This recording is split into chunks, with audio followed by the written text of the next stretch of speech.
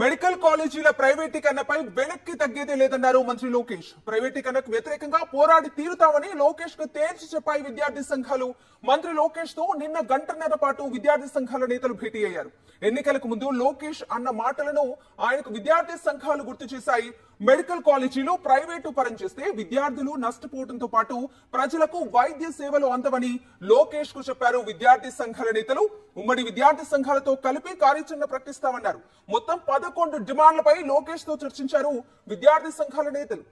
Medical కాలేజీల విషయంలో స్పష్టంగా పీపీపీ విధానాన్ని వ్యతిరేకిస్తున్నట్లు ప్రకటించడం జరిగింది. పీపీపీ విధానం మీద ఆయన వైఖరి ఎలా ఉంది అంటే దాన్ని ఎట్టి పరిస్థితుల్లో వెనక్కి తీసుకోలేమన్నట్టుగా ఈ రోజు వైఖరి ఉంది. మేము కూడా చాలా స్పష్టంగా చెప్పాం, ప్రైవేటీకరణ మెడికల్ కాలేజీల అంశము దీన్ని పూర్తిగా మేము వ్యతిరేకిస్తున్నాం, ఇది మా వైఖరి, దీని మీద మేము పోరాటం కొనసాగిస్తామని చెప్పాము.